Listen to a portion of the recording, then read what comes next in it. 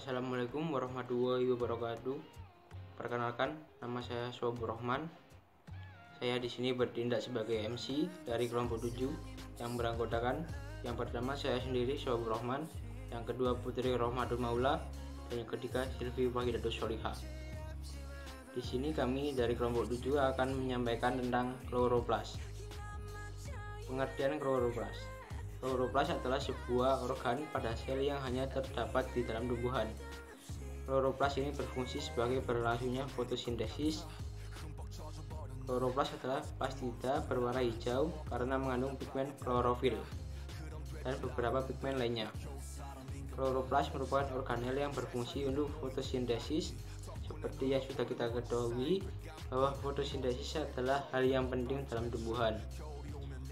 Tugas utama kloroplas adalah bertanggung jawab dalam fotosintesis untuk mengonversi CO2 menjadi karbohidrat dan O2.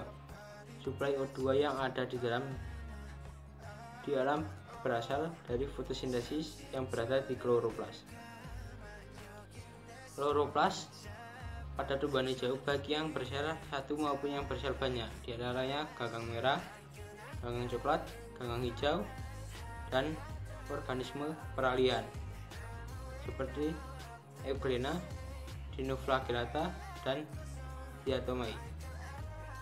Bentuk dan ukuran kloroplas bervariasi tergantung dari jenis tumbuhannya, seperti jala pada Cladopora, bentuk pita spiral pada Spirogyra, dan bentuk lembaran pada Urotric, bentuk mangkok pada Chlamydomonas, dan cakram pada tumbuhan tinggi, dan masih banyak lain bentuknya.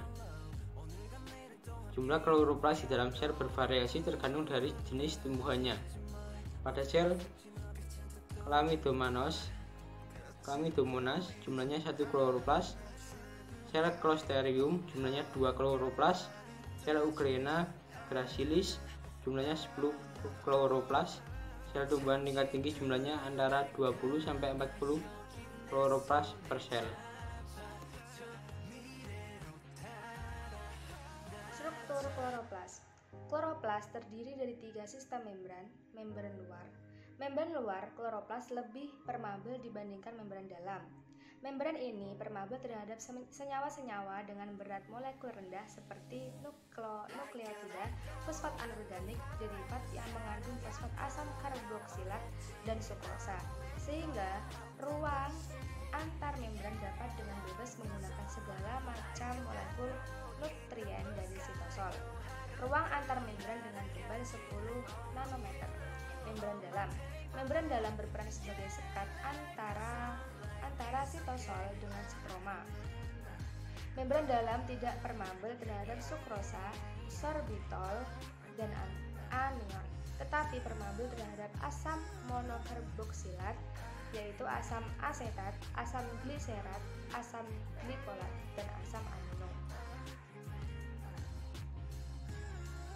Pada membran dalam juga terdapat bermacam protein karier. Membran dalam mengadakan penjuluran ke arah dalam membentuk lembaran kantung pipih yang diberi nama tilakoid.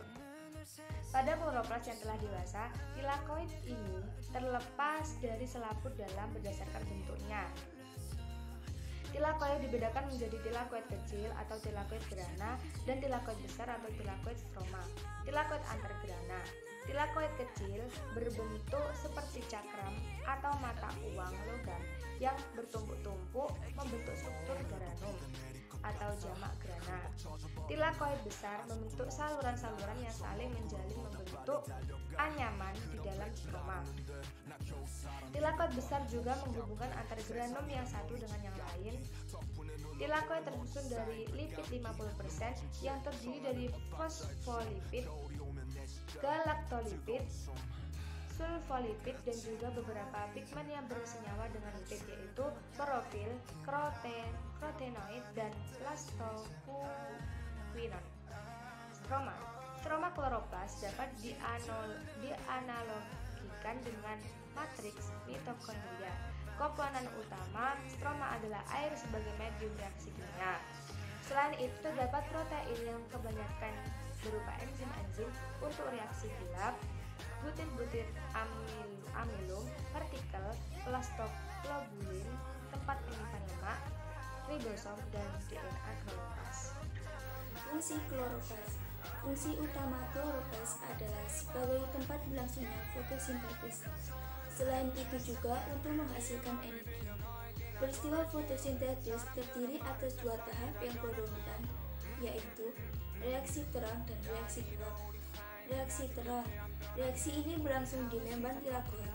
Reaksi ini terjadi karena adanya serangkaian reaksi kimia yang kompleks di mana terjadi aliran elektron kemudian sintetis ATP yang mekanismenya sama dengan fosforilasi oksidatif yang terjadi di mitokondria.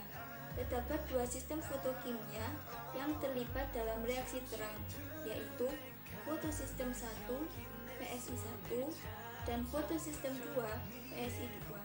Kedua sistem ini merupakan pusat fotoreaksi di kloroplas. PSI1 berisi klorofil B, klorofil A670, klorofil A695, dan sejumlah kecil klorofil A khusus yang mengabsorpsi cahaya dengan panjang gelombang 700 nanometer, disebut P700. Fotosistem 2 berisi klorofil B, klorofil A670, klorofil A680. Klorofil A sebagai pusat reaksi yang mengabsorpsi cahaya dengan panjang gelombang 680 nanometer, disebut P680. Reaksi terang terjadi dalam dua macam transport elektron, yaitu transport elektron siklik dan transport elektron non-siklik. A. Transport elektron non-siklik. Transport elektron non-siklik adalah aliran yang utama dalam fotosintesis. Aliran elektron ini menghasilkan ATP dan NADPH. Aliran elektron non-siklik terjadi di PS1 dan PS2, diawali dengan fotolisis air dengan bantuan cahaya yang menghasilkan 2H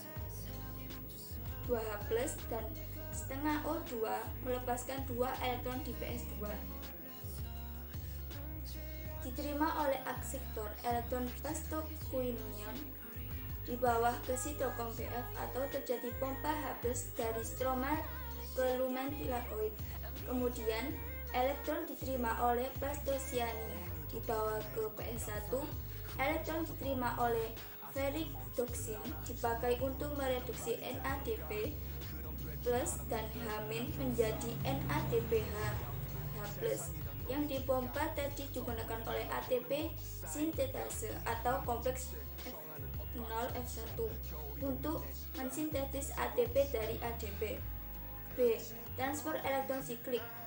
Transfer elektron siklik adalah aliran elektron dari P700 kembali lagi ke P700 melalui sitokom B6 pada keadaan tertentu. Aliran elektron dari P680 dapat kembali lagi ke P680 melalui sitokom B559. Ini juga disebut aliran elektron siklik. Aliran elektron siklik hanya menghasilkan ATP saja. Reaksi gelap. Reaksi gelap terbentuknya ATP dan NADPH. Di reaksi ini terang menyebabkan tumbuhan hijau siap mensintetis karbohidrat. Reaksi ini berlangsung di sitroma kloroplas. Reaksi ini terjadi pada siang hari atau suasana terang, tetapi tidak peka terhadap cahaya matahari, sehingga dinamakan reaksi gelap. Reaksi gelap disebut juga dengan daur Calvin.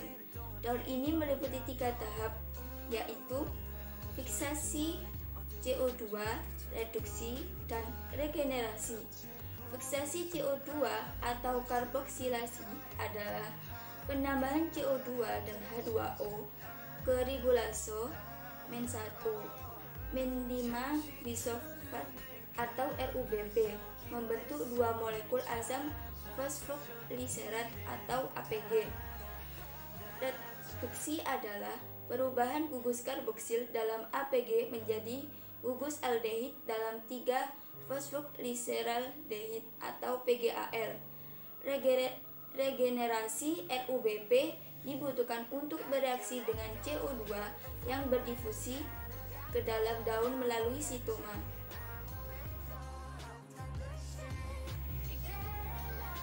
Fase ini sangat kompleks dan melibatkan gula dengan 4, 5, 6, 7 karbon.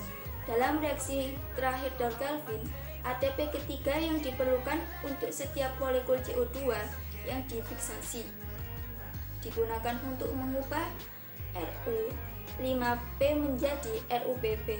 Kemudian daur ulang mulai bisa lagi. Berikut adalah gambar dari Dolke-Calvin.